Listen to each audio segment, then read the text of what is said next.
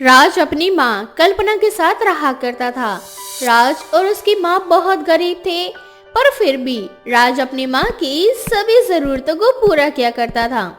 राज की उम्र हो चुकी थी, पर अब तक उसकी शादी नहीं हो पाई थी, जिस वजह से कल्पना अक्सर सोच में डूबी रहती है। ऐसे ही एक दिन माँ बहुत भूख लग रही है, जल्दी से खाना लगा दो, पेट में बड़े बड़े चूहे कूद रहे हैं। राज अपनी माँ से खाना मांगता है, पर कल्पना का ध्यान कहीं और ही होता है, जिस वजह से वो राज की एक नहीं सुनती और अपने ख्यालों में खोई रहती है। अपनी माँ को परेशान देखकर राज अपनी माँ से उसकी परेशानी का कारण पूछता है। माँ क्या हुआ, तुम किस ख्यालों में डूबी हुई हो? अरे बेटा, तू कब आया? मैंने तो ध्यान ही नहीं दिया।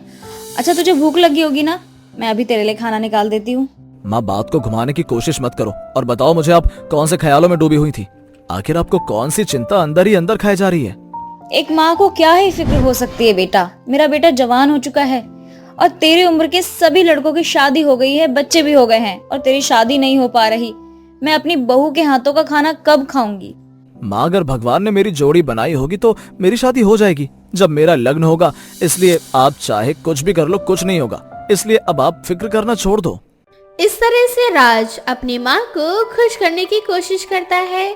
दोनों माँ बेटे बैठकर खाना खाते हैं। अब समय यूं ही बीतता जाता है। ऐसे ही एक रात राज काम से घर आ रहा होता है, तभी उसकी टक्कर नेहा नाम की एक लड़की से होती है, जो उससे मदद मांगती है।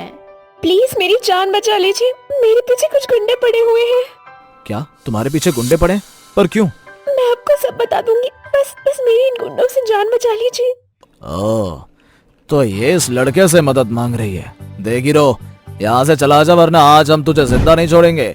तुम सब कौन हो और तुम्हें शर्म नहीं आती एक मासूम लड़की को छेड़ते हुए? मेरे होते हुए तुम में से कोई भी इस लड़की का कुछ नहीं बिगाड़ पाएगा। अच्छा बेटा, तो अब तू रोकेगा हमें? हाँ, इतना बोलकर गुंडे राज पर हमला करते हैं, पर राज अकेले ही सभी गुंडों से निपट लेता है। अब सभी गुंडे वहां से भाग जाते हैं, जिसके बाद राज नेहा को अपने घर ले जाता है और अपनी माँ से मिलवाता है। फिक्र मत करो, ये मेरा घर है और ये मेरी माँ है। आज रात तुम यहाँ पर आराम से रह सकती हो, कल सुबह अपने घर चली जाना, अभी बहुत रात हो चुकी है। बेटा, ये लड़की कौन है और तू इसे यहाँ क्यों लेके आया है? माँ मैं नहीं जानता कि ये लड़की कौन है, पर इसके पीछे कुछ गुंडे पड़े थे। इसने मुझसे मदद मांगी, इसलिए मैं इसे अपने घर ले आया हूँ। वैसे तुम हो कौन और वो गुंडे तुम्हारे पीछे क्यों पड़े थे? मेरा इस दुनिया में कोई नहीं है। मैं एक अनाथ लड़की हूँ और एक आश्रम में रहा करती थी, पर आश्रम वालों ने मुझे अपने आश्रम से निकाल दिया, और जब मैं आश्रम से निकल रही थी तो ये कुछ गुंडे मेरे पीछे लग गए। पर बेटी, तुम्हारे आश्रम वालों ने तुम्हें आश्रम से बाहर क्यों निकाला? मैं बाहर काम करती थी, पर आश्रम वालों को ये बात पता नहीं थी, और जब मुझे सैलरी मिली तो मैंने अपनी सैलरी छुपा कर रखी ताकि किसी को पता न चल सके। पर मेरे आश्रम की एक लड़की है जो मुझे जरा भी पसंद नहीं करती, उसने वो सारे पैसे आश्रम के मालिक को दे दिए और मुझ पर झूठा आरोप लगा दिया कि मैंने आश्रम से पैसे चोरी किए, इसलिए आश्रम वालों ने मुझे आश्रम से बाहर निकाल दिया। पर तुम अपने पैसे सबसे छुपाकर क्यों रखती थी? सबको बता क्यों नहीं दिया तुमने कि तुम नौकरी करती हो? मैं अपनी शादी के लिए पैसे जमा कर रही थी, मुझे अपना घर बसाना था, अपना परिवार बनाना था, पर हमारे आश्रम की कोई लड़की शादी नहीं कर सकती, वो आश्रम में ही रहकर आश्रम वालों का ख्याल रख सकती है, बस इसीलिए मैंने ये सब किया। नेहा की दुख भरी कहानी सुनकर कल्पना को भी उससे सहानुभूति होती है और उसे अपने ही घर में रहने की इजाजत दे देती है। अब ऐसे ही कुछ दिन बीत जाते हैं और एक कुंवारी लड़की को राज के घर में देख अब आसपास के लोग बातें बनाने लगते हैं। देख बेटा, तेरी शादी नहीं हुई है और ये लड़की भी कुंवारी है, इसे भी अपना घर बसाना है। अब लोग बातें बनाने लगे हैं, इसलिए मेरी बात मानो तो तुम दोनों शादी कर लो। कल्पना के कहने पर राज और नेहा एक दूसरे से शादी कर लेते हैं। शादी के बाद उन दोनों की जिंदगी में सब कुछ अच्छा चल रहा था। अब देखते ही देखते शादी को 6 महीने बीत गए और 6 महीने बाद कल्पना को अपनी बहू के गर्भवती होने का पता चलता है। बहू, ये तू कह रही है? सच में तू गर्भवती है? भगवान, तूने ना मेरी सुन ली। शिव जी, अगर मेरा पोता हुआ ना तो मैं नाग पंचमी वाले दिन अपने हाथों से आपको दूध पिलाऊंगी। माँ जी, मेरा कुछ खट्टा खाने का मन कर रहा है, शाम को आप बाजार जाओगी तो मेरे लिए इमली लेते आना। हाँ बहू, क्यों नहीं। आखिर तूने मुझे इतनी बड़ी खुशखबरी दी है कि मैं तो सब कुछ करूँगी। जब कल्पना को पता चलता है कि वो दादी बनने वाली है तो मानो जैसे उसकी खुशी का ठिकाना ही नहीं रहता। अब समय तेजी से बढ़ता जाता है और देखते ही देखते नेहा का 8वां महीना लग जाता है। बहू, अब तेरा 8वां महीना लग चुका है। अब तुझे कुछ सावधानी बरतनी होगी। माँ जी, मैं कुछ सावधानियां तो तब करूंगी ना जब आप मुझे कुछ करने दोगी। आप तो मुझे अपनी बेटी से भी ज्यादा बढ़कर मानती हैं। इस तरह से दोनों सास बहू एक दूसरे का बहुत अच्छे से ख्याल रखती हैं। अब कुछ ही दिनों में नेहा को डिलीवरी पेन होता है और उसे हॉस्पिटल ले जाया जाता है, जहां वो एक सांप को जन्म देती है। अब जैसे ही ये खबर हॉस्पिटल में फैलती है, सबके रोंगटे खड़े हो जाते हैं। डॉक्टर साहब, ये हॉस्पिटल में कैसी अफवाह फैली हुई है? मेरी बहू ने एक सांप को जन्म दिया है क्या? आपने बिल्कुल सही खबर सुनी है। अगर यकीन नहीं हो तो आप अपनी बहू और अपने बहू के बच्चे को खुद देख सकती हैं। कल्पना और राज को अपने कानों पर विश्वास नहीं होता, इसलिए वो दोनों देखने के लिए नेहा के पास जाते हैं, जहां वो देखते हैं कि नेहा के बगल में सांप है। सांप को देखकर वो लोग डर जाते हैं और नेहा रोती हुई अपनी सास से कहती है, माँ जी, देखिए ना ये सब क्या हो गया। मैंने एक सांप को जन्म दिया, भला मैं एक सांप को कैसे जन्म दे सकती हूँ? माँ, तुम रोती क्यों हो? इसमें तुम्हारी कोई गलती नहीं है। दादी माँ ने ही शिवजी से कहा था कि वो नाग पंचमी पर नाग को दूध पिलाएंगे, पर नाग पंचमी आकर चली गई। उन्होंने अपना वादा पूरा नहीं किया, इसलिए भगवान ने मुझे सांप का रूप दे दिया है। अगर दादी अपना वादा पूरा कर दें तो मैं इंसान में तब्दील हो जाऊंगा। अब कल्पना को समझ आ चुका था कि उससे क्या गलती हुई थी। अब जैसे ही अगले साल नाग पंचमी आती है, कल्पना पूरे विधि विधान के साथ मंदिर जाकर नागों को दूध पिलाती है और दूध पिलाकर जब घर आती है तो वो देखती है कि सांप एक बच्चे में बदल चुका है। माँ जी, ये देखिए आपका पोता, मेरा बच्चा। मुझसे कितनी बड़ी भूल हो गई थी और इस भूल की सजा ना तुझे भुगतनी पड़ी। मुझे खुशी इस बात की है कि समय रहते हमें पता चल गया कि मैंने जो मन्नत मांगी थी उसे पूरी कर दी है और अब हमारा बच्चा हमारे पास है, वो भी एक इंसान के रूप में। अब कल्पना अपने पोते को देखकर बहुत खुश होती है और दोनों सास बहू उस बच्चे का बहुत अच्छे से ख्याल रखती है। विक्रम का अपना खुद का साड़ी का शोरूम था। उसके पास काफी लोग थे काम करने के लिए, पर उनमें से किसी को भी साड़ी पहननी नहीं आती थी और ना ही वो लोग कस्टमर का ध्यान अपनी ओर खींच पाते थे। इसलिए विक्रम खुद अपनी साड़ी को बेचने के लिए ग्राहकों से डील किया करता था। अरे मैडम, आप इतनी सुंदर है, फिर क्या दिक्कत हो रही है आपको ये साड़ी लेने में? साड़ी तो अच्छी है, पर ये साड़ी उल्टे पल्ले की है और मैं तो सीधे पल्ले की साड़ी बांधती हूँ। अरे मैडम, बस इसलिए आप इतनी सुंदर साड़ी को रिजेक्ट कर रही हैं? आपको इस साड़ी को पहनने का मैं तरीका बताता हूँ। इतना बोलकर विक्रम उस औरत को साड़ी पहनने का सही तरीका बताता है और साड़ी पहनकर दिखाता है। विक्रम को साड़ी में देखकर वहाँ बैठी औरतें हंसने लगती है। भैया, तुमने तो हम औरतों को भी साड़ी पहनने में पीछे छोड़ दिया। आखिर इतनी अच्छी साड़ी कहाँ से पहननी सीखी तुमने? अब क्या करूँ मैडम, मेरा तो काम ही ऐसा है कि अपने ग्राहकों को खुद साड़ी पहनकर दिखानी पड़ती है। वैसे ये साड़ी बहुत अच्छी लग रही है। अब जब आपने मुझे साड़ी पहनने का सही तरीका बता ही दिया है तो इस साड़ी को पैक भी कर दीजिए। इस साड़ी को लेकर आपने बिल्कुल सही फैसला किया है मैडम। ये साड़ी स्पेशल आपके लिए ही बनी है। इस तरह से विक्रम साड़ी की दुकान पर अपने ग्राहकों को खुद साड़ी पहनकर दिखाता है।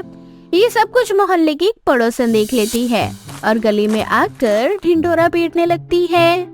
अरे बहन, हमारा विक्रम तो साड़ी पहनना बहुत अच्छे से जानता है। नेहा की तो किस्मत ही खुल गई, साड़ी पहनने वाला पति जो मिल गया। अरे बहन, क्यों मजाक कर रही हो?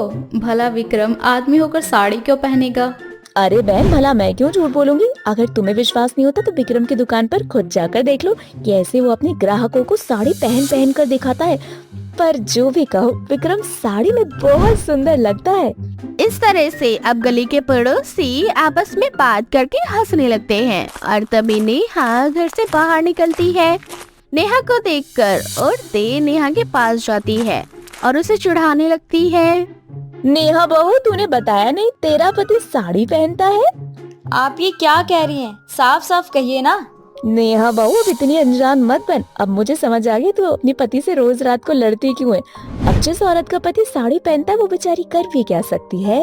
अपने मोहल्ले की औरतों की ऐसी बात सुनकर नेहा को बहुत गुस्सा आता है और वो अपनी पड़ोस की आंटियों को जवाब देकर घर में वापस चली जाती है। ये आंटी लोग अपने आप को समझती क्या हैं? इनके पास कोई काम धाम नहीं है क्या? जब देखो तब किसी न किसी घर की चुगली करती ही रहती हैं। अरे अपना घर तो संभाला नहीं जाता इन लोगों से, दूसरों के घर में ताक झाक करती रहती हैं।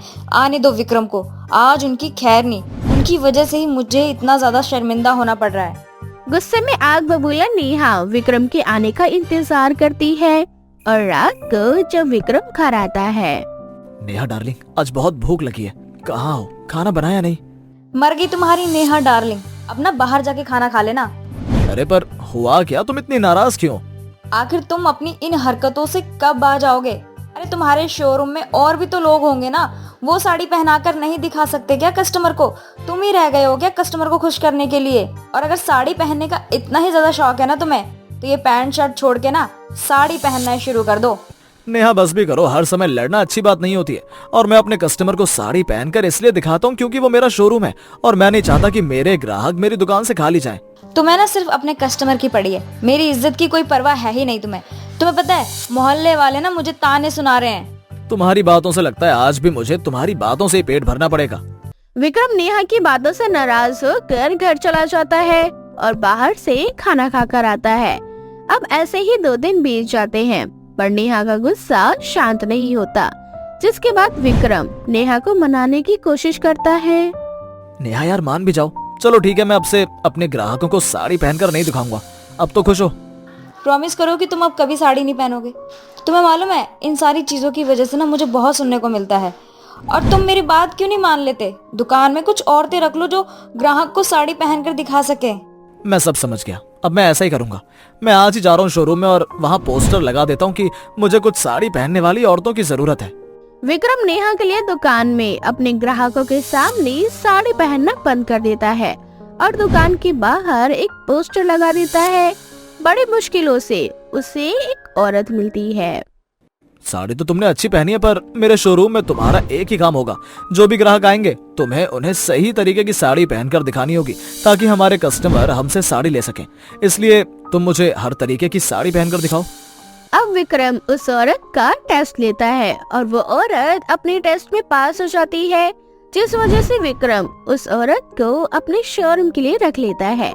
अब ऐसे ही कुछ दिन बीत जाते हैं, पर जब भी साड़ी पहनकर दिखाने की बारी आती तो वो औरत उल्टे सीधी साड़ी पहनकर ग्राहकों को दिखाती, जो कि कस्टमर को पसंद नहीं आती और वो बिना साड़ी लिए दुकान से चले जाते। तुम्हें इतने अच्छे से साड़ी पहननी आती है, पर फिर भी तुम अपना काम जल्दी खत्म करने के लिए कस्टमर के सामने उल्टी सीधी साड़ी पहनती हो, जिस वजह से कस्टमर बिना साड़ी लिए ही भाग जाते हैं। साहब, साड़ी के ऊपर दोबारा साड़ी पहनकर दिखाना कोई आसान काम नहीं होता। तो किसने कहा तुम्हें साड़ी पहनकर आने के लिए? घर से सूट पहनकर आओ या कुछ और। अगर ऐसे ही चलता रहा तो मैं तुम्हें नौकरी से निकाल दूंगा। माफ करना सर, पर मेरे ससुराल में साड़ी के अलावा कोई दूसरा कपड़ा पहनना अलाउड नहीं है। इतना बोलकर वो औरत खुद काम छोड़कर चली जाती है, जिस वजह से एक बार फिर विक्रम खुद अपने कस्टमरों को साड़ी पहनकर दिखाता है। पर तभी वहाँ नेहा आ जाती है और ये सब देख लेती है, जिसके बाद नेहा अपने गुस्से पर काबू नहीं कर पाती और शोरूम के अंदर ही अपने पति पर गुस्सा होने लगती है।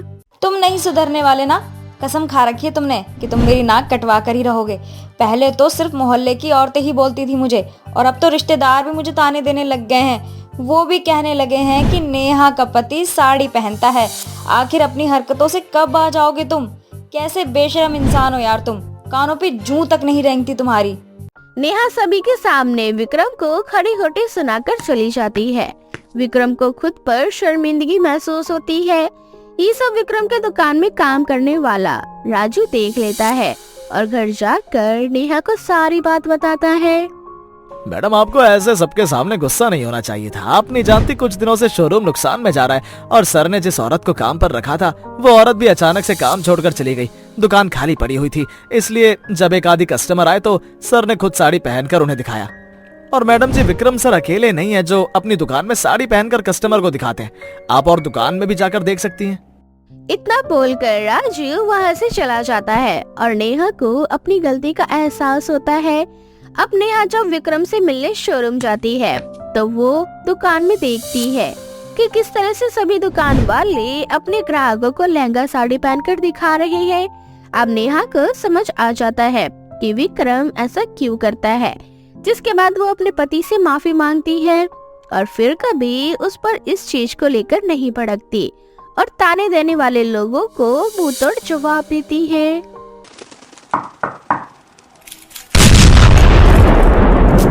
चूचू चिड़िया की कहानी। सुंदरबन जंगल में कालू नाम का कौवा अपनी पत्नी चिंकी के साथ रहा करता था। चिंकी चिड़िया जो कि कालू की एक नहीं सुनती थी, वो कालू से हर बात पर बहस करती, उस पर शक करती।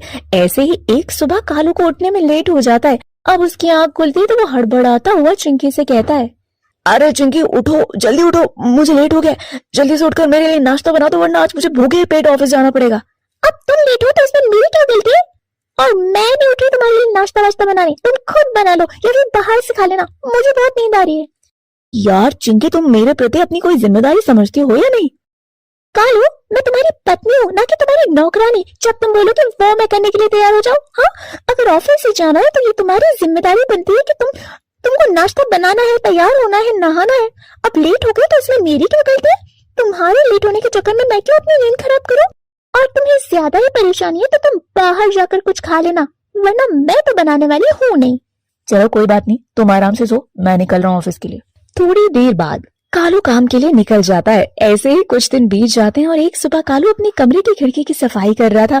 तभी उसकी नजर एक सुंदर बला के ऊपर जाती है, जो कि उसकी नई नई पड़ोसन थी, जिसका नाम मिनी बंगालन चिड़िया था। मिनी दिखने में बहुत सुंदर थी। कालू उसकी सुंदरता देख खुद से कहता है, कितनी सुंदर है ये, इसकी सुंदरता देखकर तो मन एकदम मोहित हो गया है। कितनी मासूम है ये, इसे देखकर तो कोई भी अपना दिल दे बैठेगा। खैर, मैं तो शादीशुदा हूँ, सोचना भी मेरे लिए पाप है, लेकिन क्या करूं, मेरी पत्नी को तो जरा भी मेरा ख्याल नहीं है, उसे तो मेरी चिंता ही नहीं। खैर, इन बातों का क्या मतलब। बाकी ये हमारी नई पड़ोसन लग रही है, पहले तो कभी नहीं देखा इसे यहाँ पर।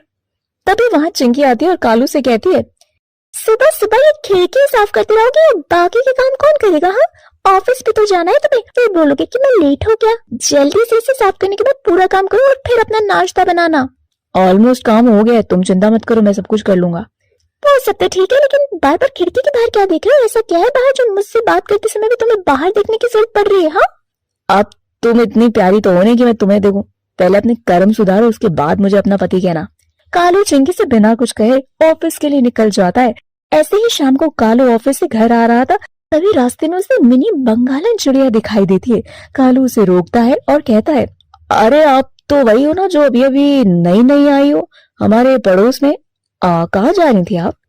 जी वो दरअसल मैं मछली लेने के लिए आई थी, आज मछली बनाऊंगी मैं।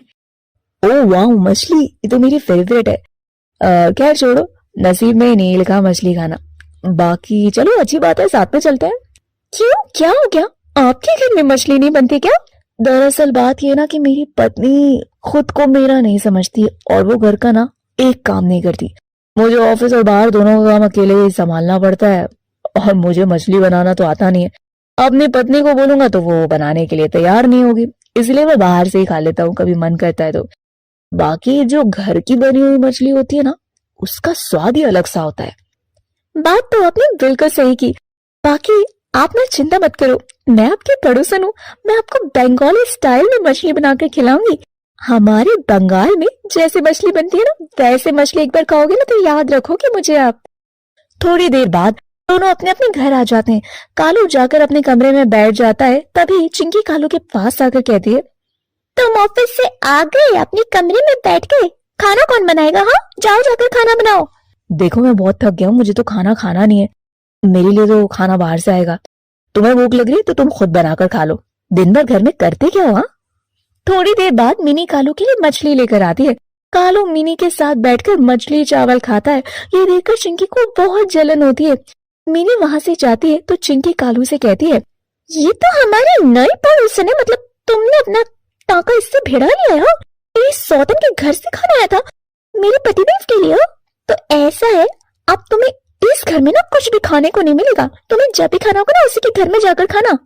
तुम्हारा बहुत बहुत शुक्रिया, अब मैं तुम्हें अपनी सैलरी का 1 रुपए नहीं दूंगा। घर में राशन डलवाना हो तो तुम खुद कमाओ और खुद जो करो करना है। तुम्हारी लाइफ में मेरा कोई रोल नहीं, तो मेरी लाइफ में भी तुम्हारा कोई रोल नहीं होगा, है ना? अरे जाओ जाओ, कितने दिन तुम उसके पास रहते हो? तुम आदमियों का क्या है, शादी के बाद यहाँ वहाँ अफेयर चलाते रहते हो। अगर वही पत्नी करने लग जाए तो कैरेक्टर पर उंगली उठाने लगते हैं। पहले खुद की गिरेबान में झाँक कर देखो तुम क्या कर रही हो, उसके बाद मुझे बोलना। ऐसे ही समय बीतता जाता है। अब आए दिन चिंकी और कालू के बीच लड़ाई झगड़ा शुरू हो जाता है।